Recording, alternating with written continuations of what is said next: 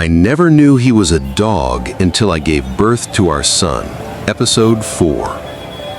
The mayor's informant moved from hospital to hospital, pretending that the council was simply trying to find out how many children had not yet been registered for birth certificates.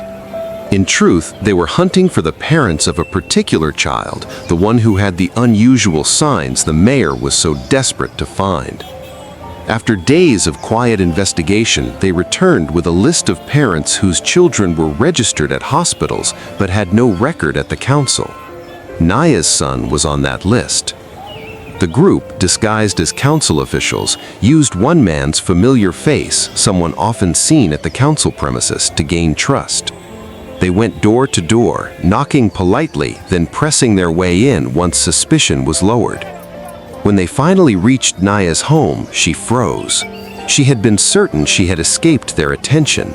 This time, they didn't bother with small talk or questions. They walked right into her house and lifted her baby from her arms. Why has this child not yet been registered at the council? We understand his first name is Joachim, the man asked, looking her straight in the eye. Yes, sir, she replied cautiously. He put on his glasses and studied the baby's tiny face carefully. She could see a flicker of recognition in his eyes. He knew exactly what he was looking at, but he kept his tone calm as if nothing was unusual. May I speak to you outside, he said. When he returned moments later, his voice was still calm, but his words carried weight. I see that the baby's father's name is Miguel. Who is Miguel? She hesitated. Sorry, sir? I mean the child's biological father, he pressed.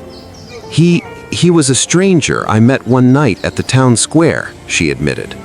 Where can we find him? I don't know, sir.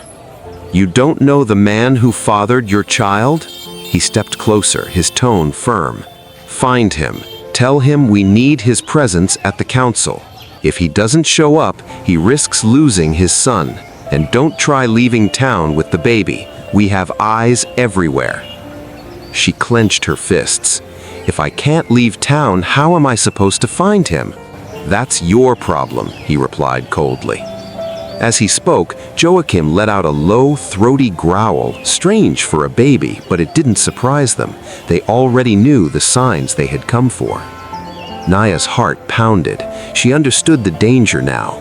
Her life, Miguel's, and Joachim's were all at risk. If she didn't warn Miguel soon, they would trap him, but she couldn't risk leading him to him. That night, she wrapped her baby tightly and headed to the restaurant where she worked. She came up with a plan. The only safe way to warn Miguel is if he showed up as an ordinary customer.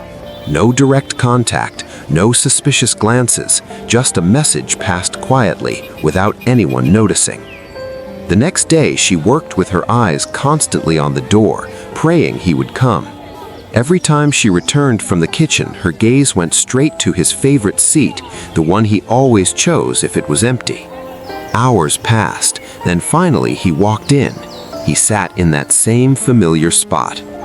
She told the manager a client had arrived and was sent to take his order. She already knew what he would ask for. Welcome, sir, she greeted formally. I've told you, stop calling me sir, he smiled faintly. I will, she said, but should I bring you your usual? Obviously. While serving his food, she slipped a small folded paper under the plate. As he ate, he discovered it, quickly unfolding it beneath the table. It read, "The mayor's men came yesterday. They saw Joachim. I know they're watching me. They wanted to know who his father is. Just act like any other customer here. Don't stare at me." His jaw tightened as he read. Without hesitation, he crumpled the note and tossed it into a bucket of dirty water nearby, letting it dissolve completely. Her warning had been received. To be continued.